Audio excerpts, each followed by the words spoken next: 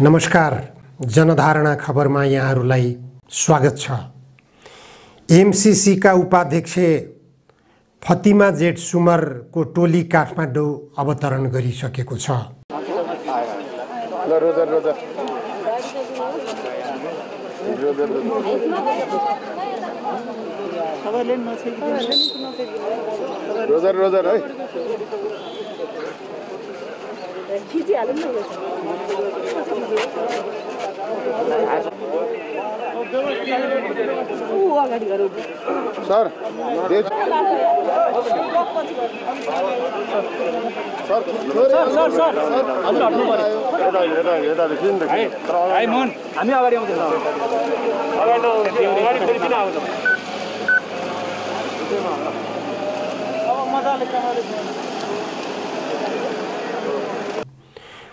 उनलाई कालो झण्डा देखाउने क्रममा केही व्यक्तिहरू त्रिभुवन विमानस्थलबाट गिरफ्तार पनि भइसकेका छन्। काठमाडौँका विभिन्न कुना-कुनामा फतिमा सुमरका विरुद्धमा कालो झण्डा देखाइएको छ।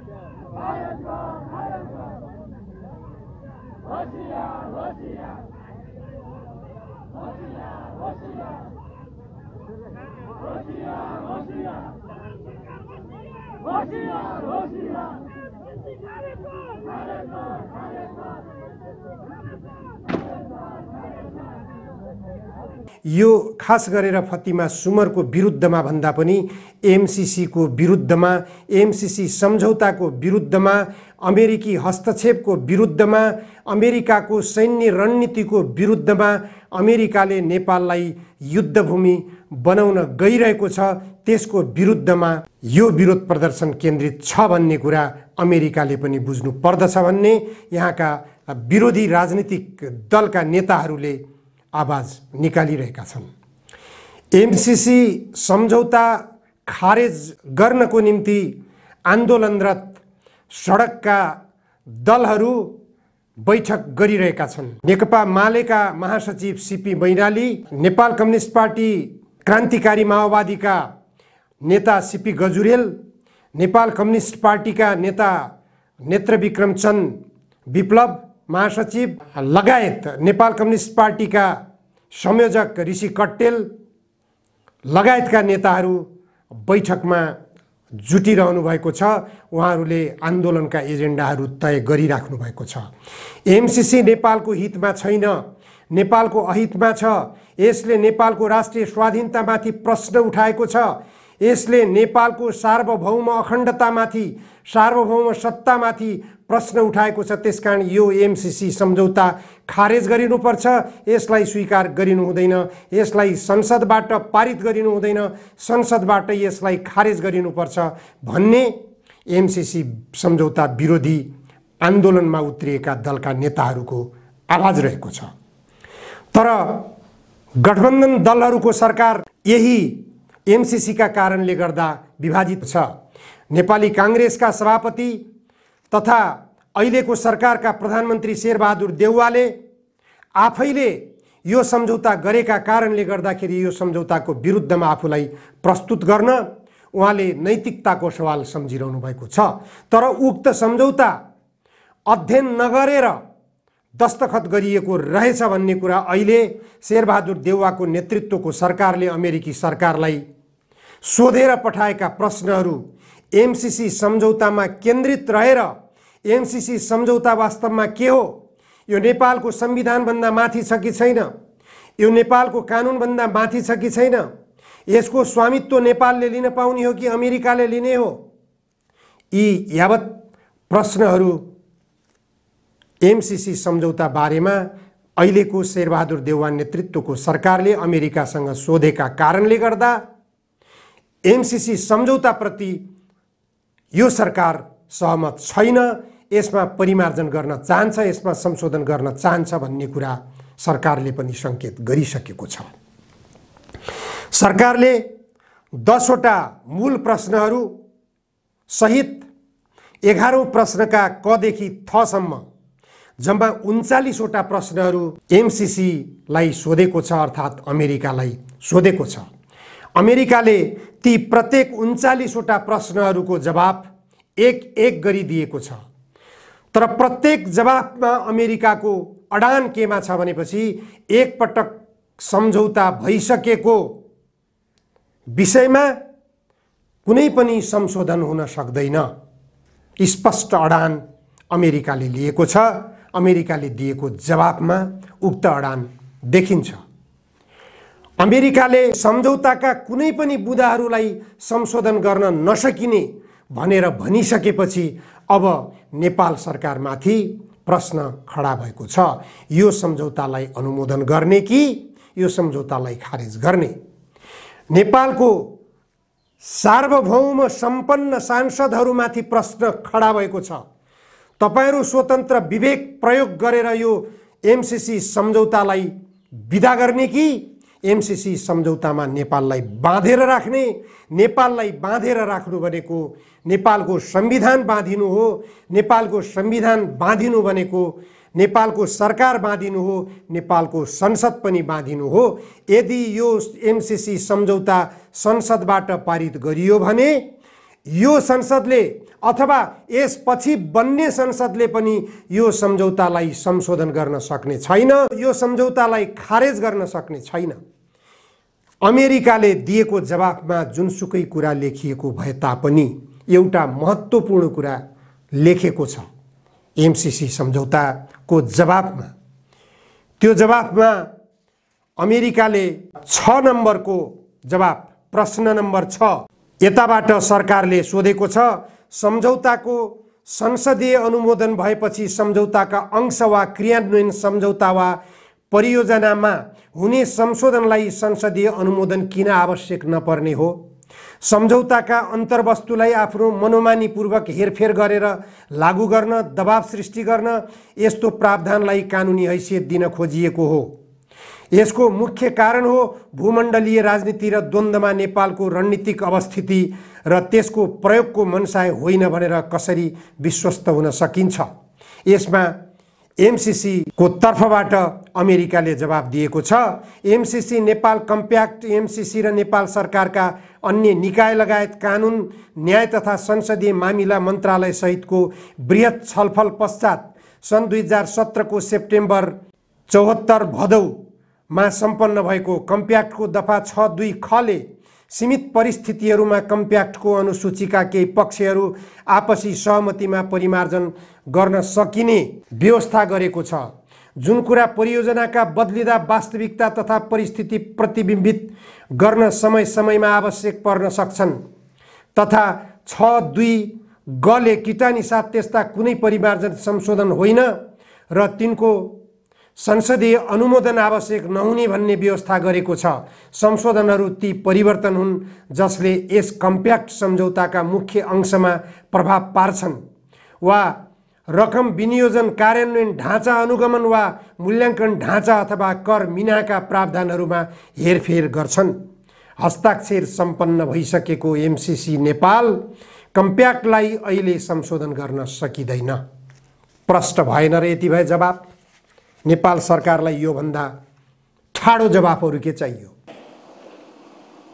धेरै हतार पर्दैन, हरेक विषयमा हामी हतारिएर नै बोल्नुपर्ने केही छैन। त्यसकारण अहिले उहाँभित्र छ, उनीहरू षड्यन्त्र गरिरहेका छन्। प्रचण्डको भनाइ चाहिँ एउटा सङ्कल्प प्रस्ताव ल्याए झैँ गर्ने, यसो नक्कली कुरा सोधे झैँ गर्ने। हामीले प्रश्न गरेका छौँ, त्यो प्रश्नको जवाफ आएको छैन भन्ने प्रश्न सोधेर मूल एग्रिमेन्ट हेरफेर हुने हो र? प्रश्न जे सोधे पनि हुन्छ, जवाब जे सोधे पनि हुन्छ। प्रश्नोत्तर कार्यान्वयन हुन्छ कि एग्रिमेन्ट कार्यान्वयन हुन्छ? प्रश्नोत्तर कार्यान्वयन त हुने होइन। अनि प्रश्नोत्तर हेरेर प्रश्न के सम्झौताको अङ्ग हुन्छ? त्यो पनि हो। त्यसकारण यो जाली झेली कुराको धेरै फन्दामा हामी फरक छ। जाली झेली कुरा गर्न खोज्यो भने, भोलि संसदमा त्यस्तो कुरा आउन खोज्यो भने त्यति बेला हामीले त्यसमा स्पष्ट हुनुपर्छ र त्यसको कसरी त्यसमा व्यवहार गर्ने त्यसलाई जवाफ दिनुपर्छ। तत्कालीन सत्तासीन डबल नेकपाको केन्द्रीय कमिटी बैठकले एमसीसी सम्झौता कार्यान्वयन दल गठन गरेको थियो, जसको संयोजकमा झलनाथ खनाल रहनुभएको थियो। त्यसको सदस्यमा नेकपा एमालेका नेता भीम रावल र अहिले एमालेका नेता प्रदीप गेवाली तत्कालीन परराष्ट्र मन्त्री रहनुभएको थियो। उहाँहरूको कार्यदलले यो एमसीसी सम्झौता यथास्थितिमा पारित गर्न हुँदैन, यसलाई निम्न बुँदाहरूमा संशोधन गरेर मात्र पारित गर्न सकिन्छ भनेर लेखेर दिनुभएको थियो। तत्कालीन डबल नेकपाको पार्टीको सम्पत्तिको रूपमा त्यो प्रतिवेदन रहेको छ। अहिले पार्टी विभाजित अवस्थामा रहेको भए पनि त्यो प्रतिवेदन महत्त्वपूर्ण छ। त्यो प्रतिवेदन तयार गर्ने क्रममा पूर्व प्रधानमन्त्री समेत रहिसक्नुभएका झलनाथ खनालको संयोजकत्वमा गठन भएको कार्यदलले विस्तृत अध्ययन गरेर एमसीसीमा के त्रुटिहरू छन् भन्ने कुराहरू औल्याएर सुझाव राखेको थियो। ती सुझावहरूमा केन्द्रित भएर नेपाल सरकारले अमेरिकालाई सोधेका प्रश्नहरूको जवाफमा अमेरिकाले अथवा एमसीसीले दिएको जवाफ यस्तो ठाडो जवाफ छ कि संशोधन गर्न सकिँदैन। किन संशोधन गर्न सकिँदैन? सम्झौताको धारा 3 को दफा 3(2) च सम्पूर्ण बौद्धिक सम्पत्तिमा अमेरिकाको पूर्ण अधिकार हुनेछ। अमेरिकाले जवाफ दिएको छ, एमसीसीले जवाफ दिएको छ, सम्पूर्ण सम्पत्तिमा अमेरिकाको पूर्ण अधिकार हुने छैन। एकातिर भन्छ भने मूल सम्झौतामा लेखिएको कुरा संशोधन हुन सक्दैन भनेर जवाफ दिइरहेको छ। धारा 3 को दफा 3(2) च ले लेखेको कुरा यदि संशोधन हुन सक्दैन भने यो अमेरिकाको बौद्धिक सम्पत्तिमा स्वामित्व रह्यो कि रहेन। त्यसैगरी धारा 3 को दफा 3(8) क परियोजनाको लेखा परीक्षण अमेरिकाको कम्पनीले मात्र गर्न सक्ने छ भनेर लेखिएको छ। सम्झौतामा संशोधन गर्न सकिँदैन भनेर एमसीसीको जवाफ आयो नेपाल सरकारलाई। तर यो धाराले लेखा परीक्षण अमेरिकाले मात्र गर्न सक्नेछ भन्ने कुरा लेखियो।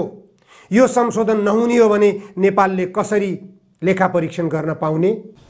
3 सम्झौताको धारा 5 को क र ख मा लेखिएको छ अमेरिकी सरकारले चाहेमा जुनसुकै बेला पनि यो सम्झौता रद्द गर्न सक्ने छ।